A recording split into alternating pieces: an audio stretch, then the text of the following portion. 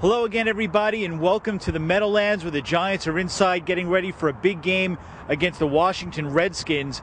Before we preview it, I'm going to give you a little history lesson. 1 year ago, the Giants were coming off a big win in Dallas. They had ended a losing streak. They looked like they were taking control of the NFC East. They were about to lock everything up, and what did they do? They came home and got crushed by the Washington Redskins 23-10. That's important to note this week because here they are coming off a big win over the Green Bay Packers, ended a losing streak. They look ready to lock up the NFC East, and the Washington Redskins are standing in their way. This is the kind of game where the Giants, who never play well with a cushion, often get in trouble. So I'm going to give you 3 keys for them to stay out of trouble this week and at least virtually lock up the NFC East. And the first key is an obvious one. They have to contain Robert Griffin III. If you saw the first game where the Giants barely beat the Redskins, it had everything to do with RG3 and his ability to escape pressure, escape the pocket, and make plays. You saw the big play, the 4th down one, where he made Jason Pierre-Paul look just silly and was still able to complete the pass. You saw the touchdown pass he had that gave the Redskins the lead at the end of the game. Those are the kind of things that they have to stop. This is a team, the Redskins, that can really run the ball with Alfred Morris and with RG3. They're going to gain their yards. They just have to stop RG3 from creating on the run, and to do that, the ends have to contain him. They have to stop him from making the plays when he's out of the pocket. I was going for him. I almost had him, trying to get him to the sideline. He hit the brakes on me, broke me. So he's a good quarterback, man.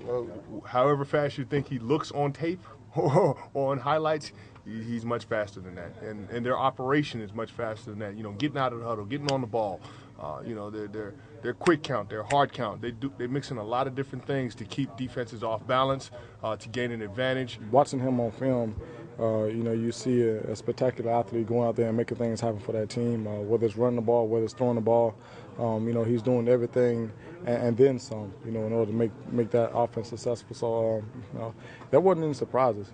He is as advertised.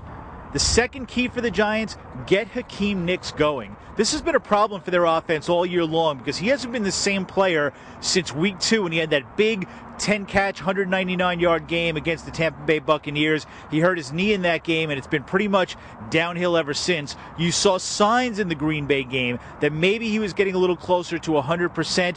They need him going because when he's on that field, not only is he the best receiver they have, he takes a ton of pressure off of Victor Cruz, and that gets Eli Manning into a rhythm when he has those 2 options to go to.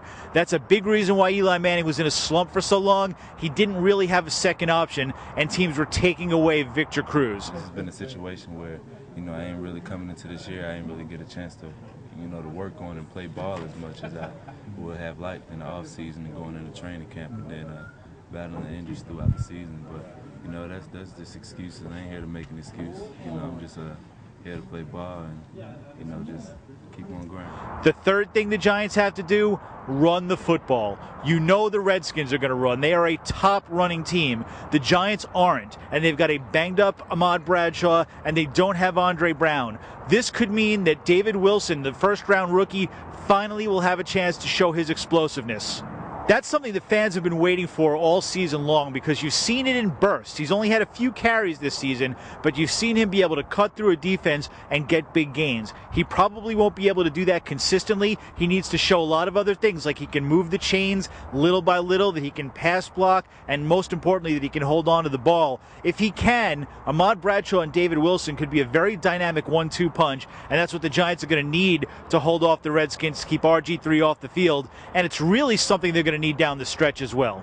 Well, I think we got to protect the football, and they do a good job on defense of getting turnovers. They do a good job getting pressure. So just got to understand we got to protect the ball offensively and be patient, and hopefully we'll have the right calls at the right time and be able to hit some big plays. Those are the 3 keys for the Giants to win a game that they really should win to beat the Redskins, who might be their biggest challenger in the NFC East. If they do that, well, they're going to have a big lead with just 4 games to go and probably will end up winning the NFC East. To see how they do, make sure you check back on Monday night and Tuesday morning. Right here on the blue screen, we'll have the recap of all the action.